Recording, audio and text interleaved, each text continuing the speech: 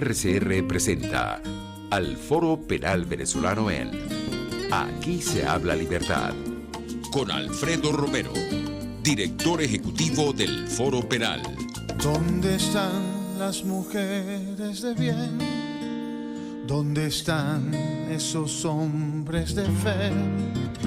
¿Dónde están nuestros niños de amor que gritan y claman la verdad? ¿Quién para tantas balas el mal? ¿Quién para tanta arbitrariedad? ¿Quién para tanto odio y maldad? ¿Dónde están los soldados de paz? Por la vida doy la vida, por la paz doy amor, por respeto a la vida. Esta canción contra el terror, una canción contra el terror. Bueno, habla con Foro Penal, esta nueva entrega que habla de R50M, también R50 en vivo en YouTube y a través de su canal R.TV, todos los martes a las 7 de la mañana para hablar de los derechos humanos en nuestro país. Les saludo de la emisora, pues, pero también en nombre de todos y cada uno de los voluntarios, de los activistas, de los abogados de Foro Penal que todos los días, las 4 horas del día, los 365 días del año, pues están pendientes de la defensa de los derechos humanos en nuestro país. Hoy vamos a dedicar el programa básicamente a hacer un análisis de un proyecto de ley, de una propuesta, de un proyecto de ley que está ya aprobado en primera discusión y que es un proyecto de ley que está dirigido básicamente a limitar aún más el ya bastante pequeño, el bastante limitado espacio de ejercicio de desempeño de las ONG en nuestro país. Se trata de una ley que ha sido propuesta, entendemos que originalmente por el señor Diosdado Cabello, y que como lo vamos a ver, vamos a ir revisando algunos de sus artículos, vamos a comentarlos un poco y vamos a ver qué implicaciones tiene esto de cara a lo que puede ser el posible futuro desempeño de las organizaciones no gubernamentales. Está básicamente dirigida a restringirnos mucho más, está básicamente dirigida a limitarnos mucho más en el ejercicio de nuestras funciones, particularmente y específicamente si nos dedicamos a la defensa de los derechos humanos. Vamos a hacer algunos comentarios sobre esta norma y, por supuesto, a lo largo de todo el programa vamos a ir comentando un poco cuál es el estatus actual de la represión en el país. Antes de entrar a analizar el contenido específico de esta norma propuesta, reitero, todavía no es norma vigente, es una norma que está propuesta, es una norma que está ya aprobada en primera discusión en la Asamblea Nacional. Quiero comentarles que, bueno, después de 67, si no me falla la memoria, días en restricción alimentaria, el señor Hilbert Marín ha levantado, pues, esta situación que mantenía. Se lograron acuerdos importantes que tienen que ver, por cierto, con la visita de Volker Turk, que es el alto comisionado para los derechos humanos de la ONU, que estuvo en Venezuela y no solamente se reunió con los factores del poder, con el gobierno, sino también se reunió directamente con víctimas, se reunió con representantes de la sociedad civil y también con representantes de las organizaciones no gubernamentales que, entre otras cosas, por cierto, planteamos nuestra preocupación por esta normativa que está propuesta. Entonces, bueno, eso en medio de todo es una buena noticia. Sin embargo, de la mano de las buenas noticias también hay malas noticias. Por ejemplo, el día de ayer la presa política Emilendris Benítez tenía acordado ya y se había dispuesto y estaba todo coordinado para que fuera trasladada a un centro médico a realizarse unas evaluaciones y unos exámenes que tenían que realizarse. pero sin embargo, fíjense ustedes, el conductor del centro penitenciario, el INOF, que estaba llamado a llevarla, pues sencillamente se negó a llevarla, ¿no? Entonces, una vez más se produce un atentado contra la salud de Mirlendris Benítez, presa política ya desde hace bastante tiempo, que además está en un estado bastante comprometido de salud, y esto pues constituye también pues una grave violación a los derechos humanos. También podemos comentar así, abuelo de pájaro, continúa el juicio contra los activistas de Fundarredes, José Rafael Tarazona, José Javier Tarazona y Omar de Dios García. Ha venido avanzando muy lentamente, pero sí avanzando paso a paso su juicio. Y bueno, y seguimos monitoreando la situación particularmente de José Javier Tarazona, director de Fundarredes, porque primero es el único de estos tres activistas que sigue preso, está en el SEBIN, y además pues tiene un cuadro de salud bastante delicado, una situación bien compleja por la que está atravesando. A lo largo de toda la semana pasada y de esta semana pues continuaron todos los juicios que se están adelantando contra diferentes presos políticos. Hablamos de Operación Gedeón, hablamos de Operación Aurora, el caso de Jamie Varela, el caso de Scarlin Duarte. Es decir, ha habido mucho movimiento en estos primeros días del año con respecto a esto, y bueno, los abogados del Foro Penal hemos tenido que estar sumamente activos en la defensa de estas personas, en estas audiencias, que además incluso a veces se suspenden porque las pruebas que promueve la misma Fiscalía, los testigos, por ejemplo, no comparecen, no están allí, no llegan, o las pruebas no aparecen. Entonces, esto constituye pues evidentemente unas demoras absolutamente innecesarias que se dan y que bueno, y que lamentablemente afectan gravemente no solo su derecho a la libertad, porque son personas que nunca debieron haber estado encarceladas, sino además el derecho a la defensa, el derecho a un debido proceso, un proceso que se resuelva de manera expedita, de manera rápida, de manera efectiva, y que además tenga como norte no el afianzamiento de una postura de poder, sino por el contrario la determinación de la verdad. Y la verdad es que estas personas, y se lo podemos decir porque estamos allí involucrados directamente en los expedientes, estas personas son inocentes. No existe contra ellos ninguna evidencia que verdaderamente los vincule a la comisión de ningún delito. De hecho, en la última audiencia de Javier Tarazona se presentó un video en el que él aparece pues dando unas declaraciones, una rueda de prensa con su organización no gubernamental Fundarredes, en el que él explica cuáles son las denuncias que ha realizado continuamente de cara a lo que ha sido, por ejemplo, la presencia de grupos irregulares en las zonas fronterizas del país. Explica que ha acudido a la Fiscalía continuamente a denunciar estas irregularidades para que por lo menos se investiguen. Y bueno, y esa es la evidencia que existe contra él. Ese es el supuesto acto de instigación al odio y de traición a la patria y de terrorismo y de todas estas cosas a lo que lo están acusando, ¿no? Como si denunciar ante la Fiscalía no fuera un derecho de todos los ciudadanos, como si pedirle a la Fiscalía que investigue si algo está pasando o no fuera un derecho de todos los ciudadanos. Entonces aquí tenemos, siempre lo hemos dicho así, el problema de que al poder le interesa meter presa a la gente cuando hace lo que la Constitución le dice que puede hacer. Y eso es algo sumamente grave, ¿no? Pero bueno, en este contexto y visto este breve resumen, ha surgido pues esta legislación que está dirigida de alguna manera a neutralizar más, si eso cabe, si eso es posible, el desempeño de las organizaciones no gubernamentales. Se llama Ley de Fiscalización, Regularización, Actuación y Financiamiento de las Organizaciones No Gubernamentales y Afines. Reitero, es un proyecto de ley, todavía no está aprobado en segunda discusión ni está publicado ya en Gaceta Oficial, está aprobado única y exclusivamente en primera discusión. Con respecto a este proyecto hay que decir así a título preliminar varias cosas. Lo primero, siendo que es una ley que está dirigida específicamente hacia las ONG y a las organizaciones afines, es decir, organizaciones de la sociedad civil, llama poderosamente la atención que por lo menos hasta donde nosotros tenemos noticia, ninguna organización no gubernamental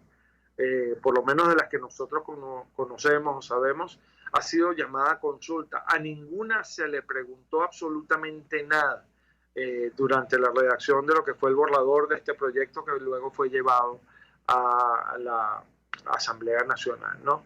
Entonces ya esto por ahí llama mucho la atención porque ¿cómo vas tú a regular a un grupo específico de organizaciones de la sociedad civil sin siquiera preguntarles qué consideran estas organizaciones de la sociedad civil que necesita mayor regulación o que necesita mayor profundidad en cuanto al marco normativo? Esto llama, como lo decía, poderosamente la atención porque es algo hasta este momento manifiestamente inconsulto, por lo menos con los directamente afectados. Y esto es sumamente peligroso porque además demuestra que detrás de esto no hay más que una intención, ya lo vamos a ver ahora cuando revisemos algunos de sus artículos.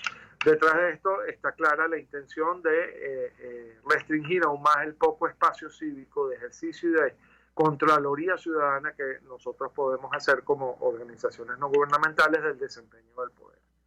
Lo segundo que llama poderosamente la atención de esta normativa es que desconoce que en Venezuela ya están vigentes varios cuerpos normativos, varias leyes, algunas de ellas de muy larga data, que regulan el funcionamiento de cualquier entidad asociativa, de cualquier asociación, de cualquier organización de la sociedad civil que de alguna manera pues quiera prestar algún tipo de servicio público.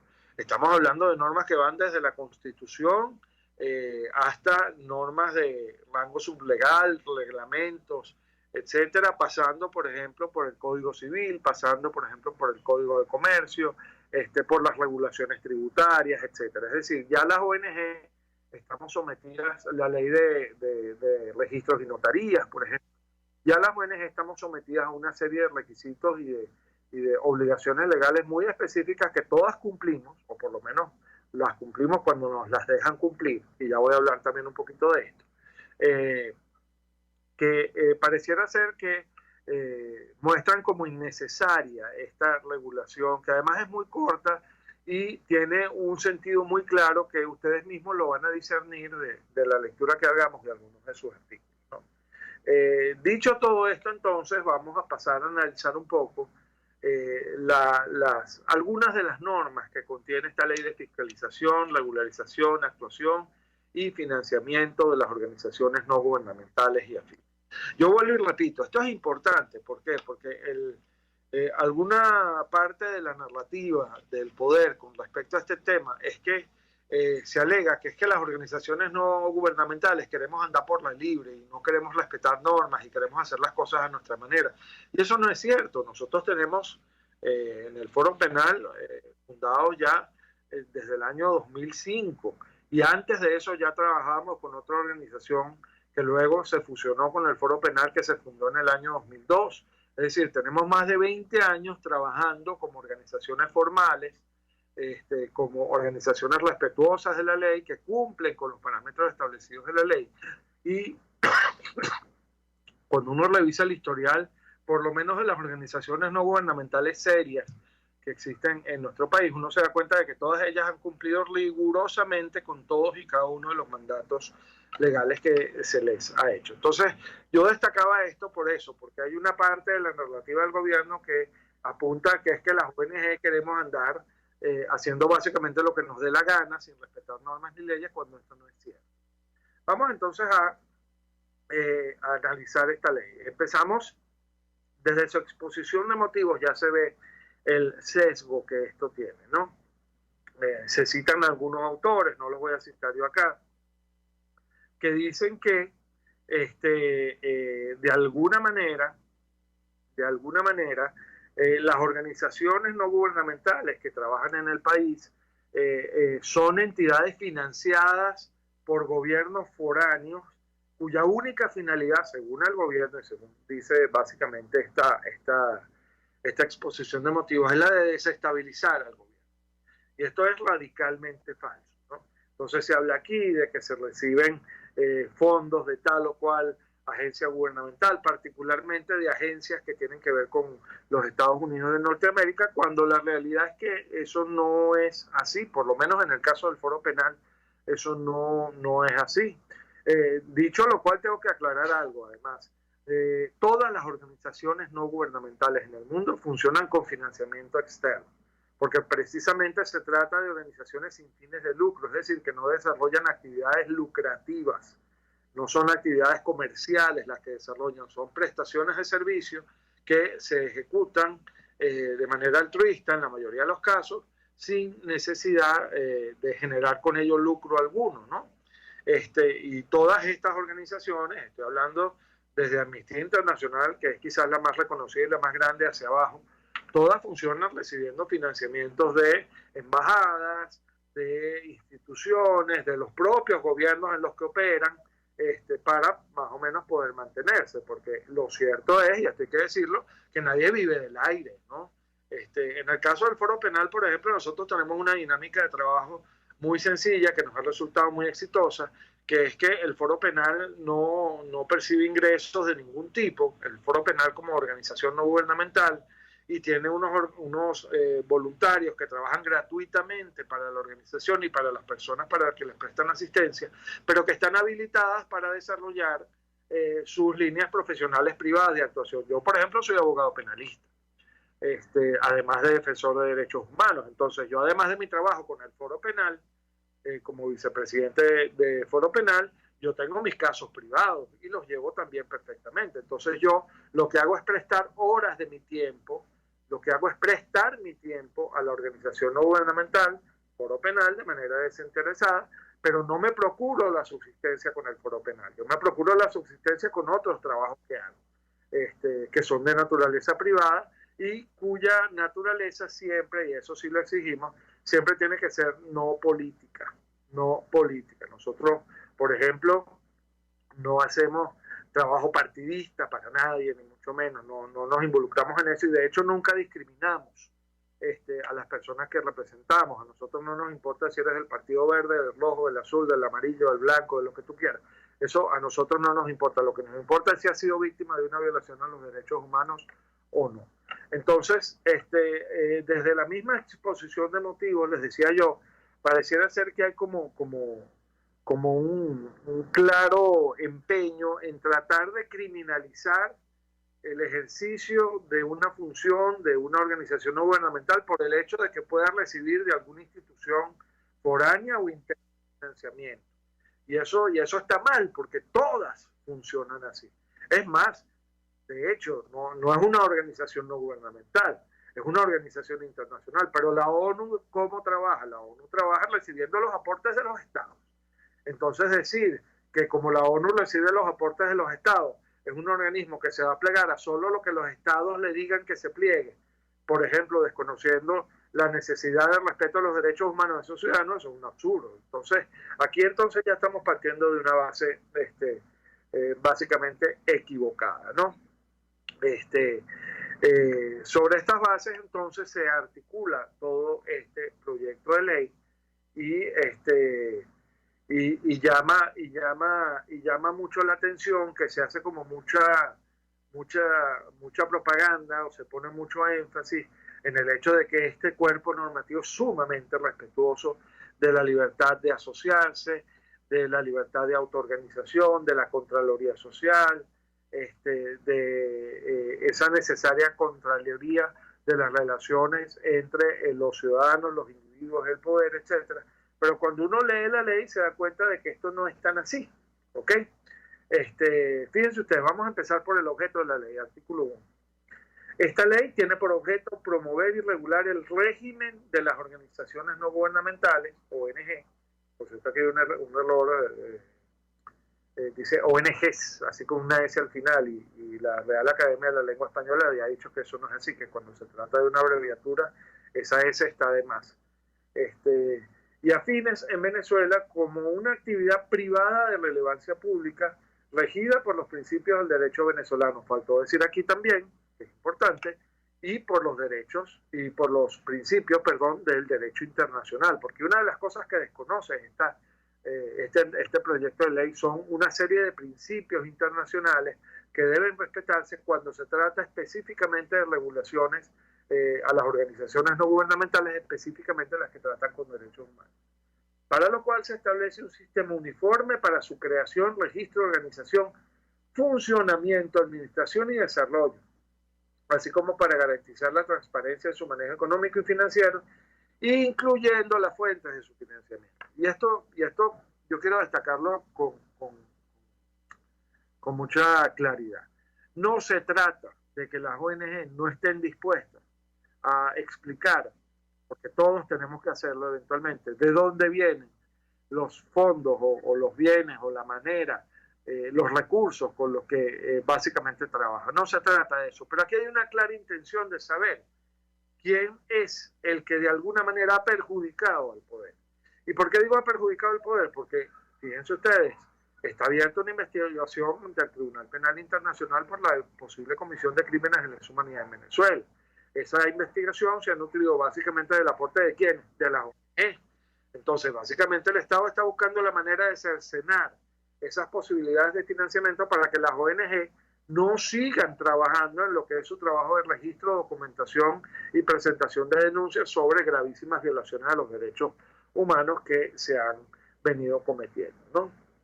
Aquí se dice que los sujetos de aplicación son básicamente las ONG, las organizaciones sociales, las fundaciones y entidades civiles sin fines de lucro, que de alguna manera desarrollen actividades no financieras, como por ejemplo es el caso de todas las ONG de defensa de derechos humanos que yo conozco, por lo menos las que trabajan aquí en Venezuela, que incluidas las que se realizan a través de medios electrónicos. Aquí se define, por ejemplo, a las organizaciones no gubernamentales de la siguiente manera. Esto ya está contenido en el artículo 6.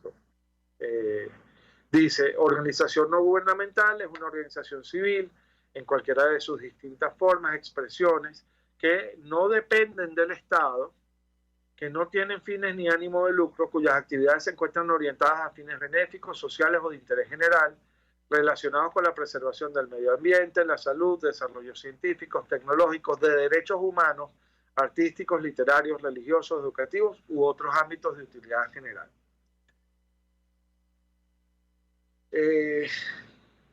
Aquí hay varias cosas interesantes, ¿no?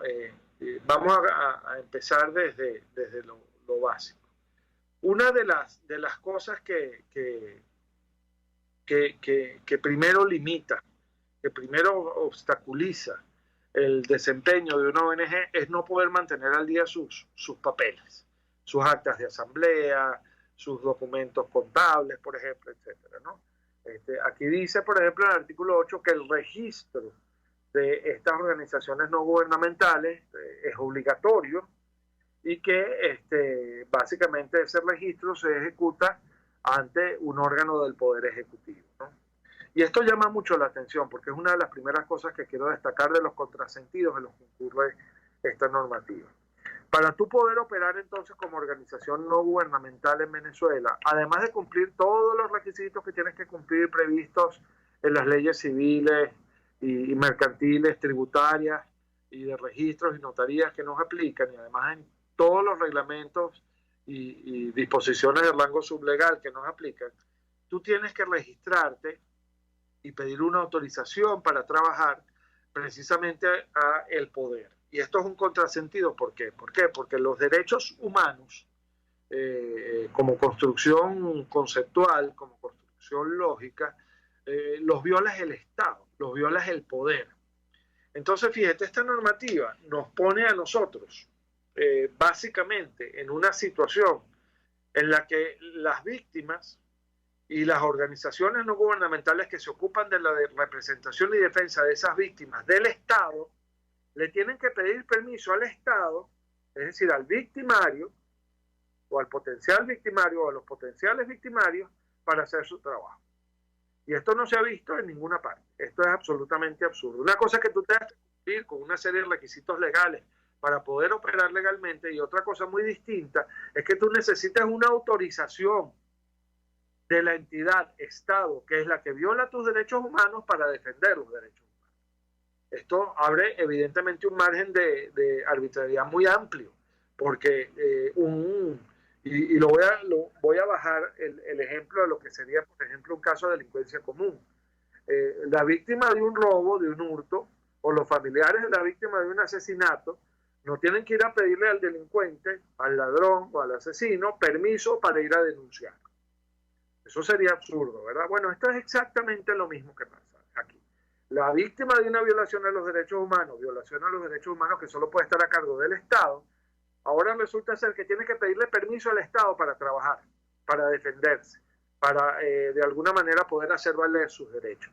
Y esto es un contrasentido, un absurdo gravísimo, porque desnaturaliza completamente la función de las organizaciones no gubernamentales.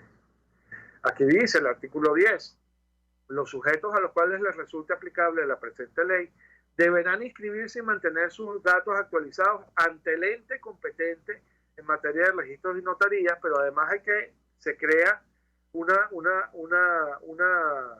una especie como de autorización aparte, que es la que otorga la vicepresidencia de la República. Entonces tienes un doble control allí que pareciera ser que no tiene mucho sentido y que, reitero, va mucho más allá de lo que es legalmente exigible a una ONG. Por otro lado, hay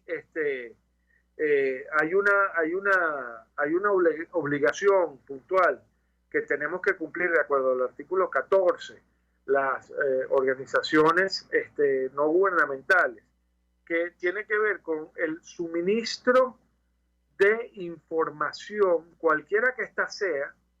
Pareciera ser que la están orientando única y exclusivamente al tema del financiamiento, el manejo de los recursos, las obligaciones tributarias, etcétera. Pero cuando tú ves cómo está redactado esto,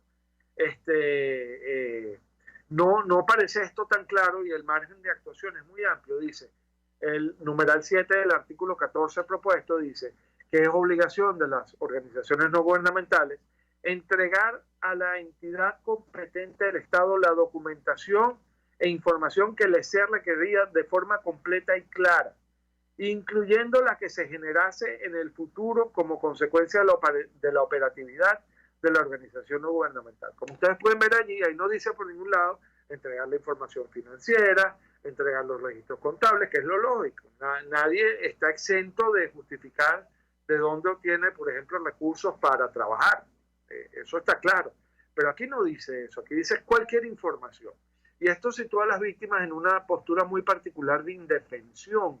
¿Por qué? Porque si tú eres víctima del Estado y llega el Estado entonces a la ONG que te representa y dice, yo necesito que tú me des la información completa sobre esa víctima, dónde vive, cuál es su número de teléfono, quiénes son sus familiares, qué denuncias ha hecho, etcétera. A esa víctima básicamente lo que estás es intimidándola, le estás diciendo, mira, el Estado va a saber todo lo que tú hagas contra el Estado en la defensa de tus derechos humanos, y eso va a permitirle al Estado crear una especie, que ya lo ha hecho antes, y lamentablemente aquí hay que ser suspicaces y desconfiar, una lista de personas contra las que dirigir eventualmente sus cañones, y va a sustentar esa lista o va a sustentar esos actos de hostigamiento y de persecución ¿en qué? En una información que le está obligando a las ONG de defensa de derechos humanos a suministrar. Y esto es definitivamente muy grave, porque las víctimas, la primera obligación de una organización de defensa de derechos humanos, y esto está así reconocido en todo lo que es la práctica del derecho internacional y en todo lo que ha sido el desempeño de las organizaciones de defensa de derechos humanos mundiales, la principal obligación de una organización no gubernamental es defender los derechos de sus representados, de las víctimas de violaciones a los derechos humanos. No puede una organización no gubernamental aceptar una regulación que básicamente pone en bandeja de plata las cabezas de todas y cada una de las víctimas que representa para que el Estado luego eventualmente haga con ellas, virtualmente cualquier cosa, desde actos de hostigamiento y de intimidación menores hasta actos de criminalización concreta, como por ejemplo, fíjense, pasó con el caso de Javier Tarazona. Javier Tarazona estaba haciendo como directivo de una ONG lo que se suponía que podía hacer de acuerdo a la Constitución, que era presentar denuncias para que el Ministerio Público investigase ciertas situaciones irregulares. Pasó de ser entonces representante de una ONG a una víctima de una violación grave a los derechos humanos, de una detención arbitraria por el simple hecho de hacer lo que la Constitución le permitía hacer. Entonces aquí se nos está diciendo, entreguen todo lo que ustedes tengan sobre las víctimas, por ejemplo, que ustedes representan, y uno no se va a poder negar. Y esto es algo que constituye un atentado directo contra el derecho a la defensa de las víctimas. Pero bueno, me pasé unos minuticos de esta primera etapa, ya vamos a seguir comentando esta ley. Ya vamos a regresar con más de Aquí se habla libertad. Les habla Gonzalo Muñoz Santomé, director vicepresidente de Foro Penal. Y ya volvemos con más de este programa y seguiremos hablando de esta ley que promueve la restricción aún más, o la más severa restricción del desempeño de las organizaciones no gubernamentales en nuestro país. Ya regresamos. Usted escucha al Foro Penal Venezolano en Aquí se habla libertad, solo por rcr.tv, la radio que se ve. Puedes seguirnos en nuestras redes sociales, en Twitter, @RCR750, la radio que se ve. El que sabe de sabor sabe de saber que Del Corso es la clásica pastelería italiana de Caracas. Qué ricos sus dulces típicos tradicionales, como los auténticos cannoli, la sfogliatella o la cola de langosta, no tienen comparación. La pasta seca de almendras y chocolate o su gran variedad de tortas, cumpleaños, bodas, bautizos o comuniones, reuniones familiares o eventos corporativos. Teléfono 0212-941-1971. Pastelería Del Corso, la pastelería italiana por tradición y excelencia. RCR 750 AM, porque lo bueno une. En Global Therapy seguimos comprometidos con tu rehabilitación física, te ayudamos a recuperarte de tu posoperatorio y en el alivio del dolor. Búscanos en el Centro Comercial Multiplaza Paraíso Nivel Empresarial 2 a través de Twitter e Instagram o llámanos al 0412-256-1104. Y no olvides lavarte las manos con agua y jabón y cumplir con el distanciamiento social. Global Therapy y despídete del dolor. Moisés Naim en Efecto Naim. Hola, soy Moisés Naim desde Washington. Conéctese a rcr.tv. También nos puede seguir por @Efecto Naim en Twitter. Y estamos en Facebook y en Instagram. Y no olvide que puede disfrutar todos los contenidos del programa cuando usted quiera, suscribiéndose a nuestro canal de YouTube. Nos vemos en la radio. Los miércoles y viernes a las 7 de la noche. Solo por RCR 750 AM. Hola, soy Blanca Rosa Mármol de León, magistrada emérita del Tribunal Supremo de Justicia. Les invito a sintonizarnos junto a Thais Peñalver los martes de justicia al mediodía en Buen Provecho. Conéctese con nosotros en @RCR750 y buen provecho. Les estamos presentando al Foro Penal Venezolano en Aquí se habla libertad. Hola, buenos días de nuevo. Gonzalo. Esta vez, segunda parte segunda y final parte de nuestro programa de todos los martes. Aquí se habla libertad. Estamos comentando hoy un poco la ley de fiscalización, regularización, actuación y financiamiento de las organizaciones no gubernamentales afines, que ha sido presentada y aprobada ya en primera discusión por la Asamblea Nacional. Estamos comentando un poco cuáles eran los riesgos en los que se incurre con este proyecto de ley, ¿no? De hecho, el mismo alto comisionado para los derechos humanos de la ONU, Volker Turk, la semana pasada en Venezuela, y de alguna manera pues tuvo acceso no solamente a representantes del gobierno, sino a representantes de organizaciones no gubernamentales y de la sociedad civil, e incluso a víctimas directas de casos de violaciones a los derechos humanos. Dijo que le generaba pues cierta preocupación esta normativa y que iba a enviarle al poder algunas sugerencias sobre esto. Nuestro criterio esta fue una declaración demasiado tibia. Ha debido ser quizás un poco más conciso, un poco más contundente, pero bueno, vamos a ver qué surge pues de toda esa interacción entre el gobierno y la oficina del alto comisionado, que tiene que estar clara, como ver las organizaciones no gubernamentales en la reunión que sostuvimos, tiene que estar clara en que esta normativa no está más que dirigida a restringir aún mucho más el espacio cívico, la posibilidad de control de los ciudadanos sobre el desempeño del poder. Fíjense, lo que más llama la atención aquí, en esta normativa, una de las cosas, mejor dicho, que más llama la atención en esta normativa son las prohibiciones, ¿no? Es decir, las cosas que no pueden hacer. La primera, artículo 15, dice: la primera, recibir aportes destinados a organizaciones con fines políticos. Evidentemente, es que una organización no gubernamental, particularmente si se ocupa del tema de los derechos humanos, no puede tener desde ningún punto de vista tendencias partidistas de ninguna naturaleza. Una cosa es que un miembro pueda tener empatía por algún movimiento político en particular, y otra cosa muy diferente es que sea ese movimiento político el que de alguna manera dicte cuál va a ser el curso de actuación de esa ONG. La independencia de las ONG con respecto a los factores político-partidistas de una nación es fundamental para su gobierno. Entonces es evidente que no se deben recibir aportes dirigidos a organizaciones que tengan sí políticos. Pero aquí quiero hacer una salvedad, porque la segunda prohibición es la de realizar actividades políticas. Y esto es un problema, porque así a vuelo de pájaro diríamos, bueno, sí, realizar actividades políticas debería estar prohibido para toda organización que se desempeñe, por ejemplo, en la defensa de los derechos humanos.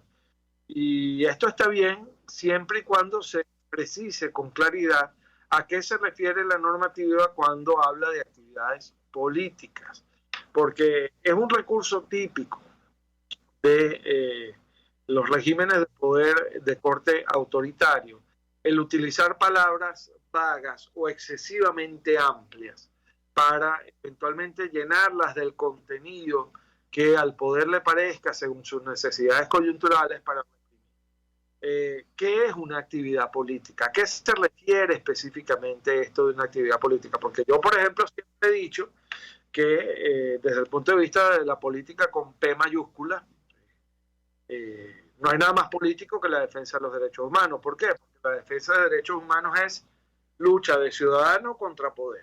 Eso es política, por donde tú lo pongas, política con P mayúscula, no política partidista ni electoral, ni nada por el estilo. Es política de vinculación del ciudadano con la estructura del poder colectiva que regula su destino y que conduce su destino. De manera tal que eso, entonces, eso podría perfectamente caber ahí, si uno permitiese pues que las palabras actividad política se pudieran interpretar de esa manera tan amplia, ¿no? También dice acá, promover o permitir actuaciones que atenten contra la estabilidad nacional y las instituciones de la República.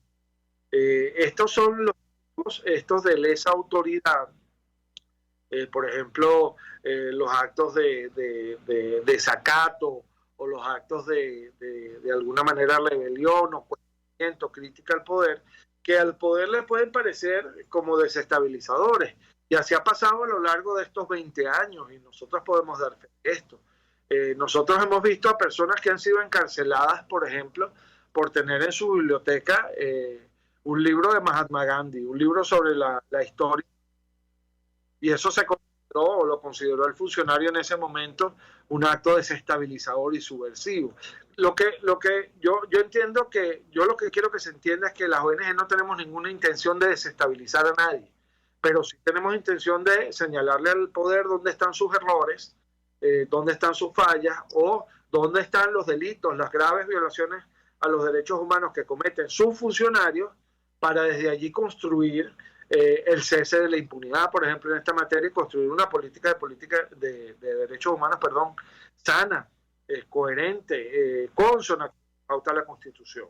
Cuando tú lo ves así, entonces, cuando tú ves el uso de estas palabras muy amplias, muy generales, a uno le preocupa el inmenso margen de discrecionalidad que tiene el poder para definir qué es lo que entra dentro de lo que es político, lo pongo entre comillas, o qué es lo que entra dentro de lo que es la estabilidad nacional, o qué es lo que entra dentro de un atentado contra la institución de la República. Si, por ejemplo, yo denuncio a, como ha sido hecho muchas veces, a la Policía Nacional Bolivariana o a la FAES, de ejecutar crímenes gravísimos, violaciones graves contra los derechos humanos, yo estoy entonces atentando contra la estabilidad de esa institución, o estoy ejerciendo mi derecho ciudadano a reclamar que se respeten mis derechos humanos. ¿Dónde está esa línea divisoria? No hay precisión. Quizás, incluso tomándolo en el mejor sentido posible, si se hubiese consultado a las ONG antes, y ojalá se nos consulten todo lo que queda del proceso, estos aspectos deberían ser mejor precisados, porque esta amplitud excesiva puede dar lugar, como siempre pasa con las normas excesivamente amplias o muy sujetas a la interpretación, puede dar lugar a muchísimas arbitrariedades. Yo tenía un profesor en mi segunda especialización en ciencias penales y criminológicas que decía que las palabras eran como vasijas que de acuerdo a la manera en la que tú las utilices, puedes llenarlas de contenidos muy diversos, puedes llenarlas de contenidos muy distintos. Y el problema con ciertas palabras es que al ser utilizadas en las leyes, permiten un amplísimo margen de contenidos posibles, y esto siempre va contra lo que es una buena técnica legislativa. Es decir, no se hacen leyes para ser imprecisas, vagas, para ser confusas, por el contrario, se hacen leyes para ser precisas, para ser sumamente claras, para que cualquier persona, independientemente de que sea abogado o no, tenga clara cuál es la línea entre lo prohibido y lo permitido. Cuando tú lees esto aquí, nadie tiene claro cuál va a ser en definitiva la línea entre lo que está prohibido y permitido. Por ejemplo, una organización que promueva el voto de las personas que están en el extranjero, por decir algo, quizás de una manera distinta a como lo estaría promoviendo el Estado, es una institución que está cumpliendo una finalidad política que atenta contra el Estado. Pareciera ser que si uno agarra estas palabras y las estira bastante, sí, entonces es una organización que estaría ejerciendo sus funciones de manera ilegal.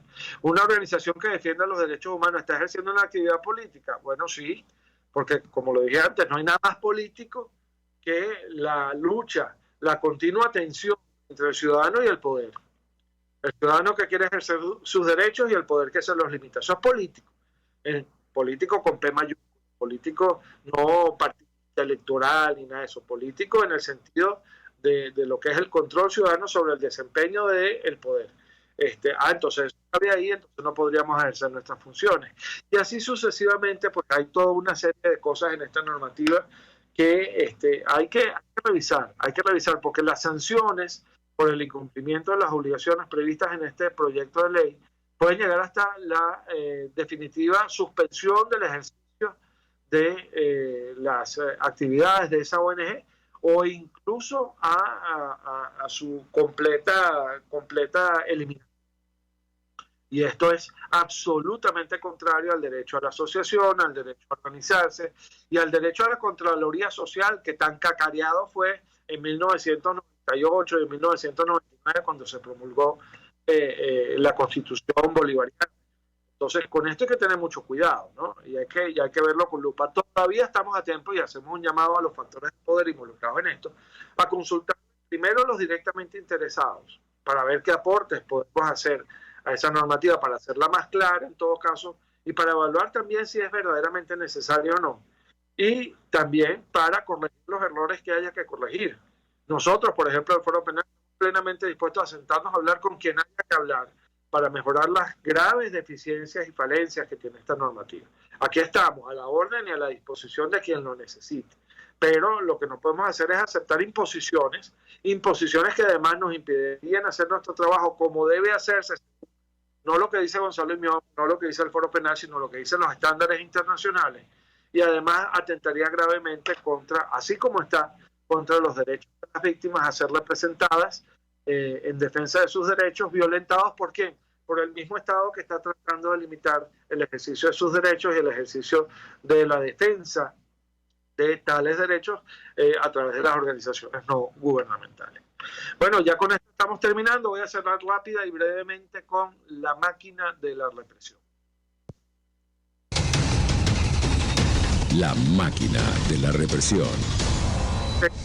Al día de hoy en el Foro Penal 247 presos políticos en Venezuela, 13 son mujeres y además el grueso de estos presos políticos, si no me falla la memoria, 156 son militares. Es importantísimo destacar que de estos presos políticos, 82 de ellos están en prisión preventiva desde hace más de 3 años y tenemos 43 presos políticos que están en una situación delicada de salud y que no están recibiendo la atención médica y adecuada que necesitan. Así que yo, bueno, con esto me despido de ustedes por el día de hoy. Nos vemos la semana que viene con más de Aquí se habla libertad. Me despido en nombre de RCR 750 AM. Pueden verla a través de rcr.tv o a través de su canal de YouTube, RCR 750. Me despido de la producción, de la dirección, en nombre de la producción y de la dirección y de la conducción de este programa, de la emisora, y me despido también en nombre de Alfredo Romero, nuestro director presidente, y de todos y de los defensores y voluntarios del Foro Penal, que están todos y cada uno de los días del año, todos y cada uno de los días de la semana, pendientes de ustedes y de las violaciones graves a los derechos humanos que se puedan ejecutar en nuestro país. Les recuerdo nuestras redes sociales, @Foro Penal, tanto en Instagram como en Twitter, y estamos a sus órdenes. Recuerden, el peor enemigo de un preso, de un perseguido, de un exiliado político es el olvido, y nosotros en el Foro Penal no olvidamos. Muy buenos días a todos. RCR presentó al Foro Penal Venezolano en Aquí se habla libertad.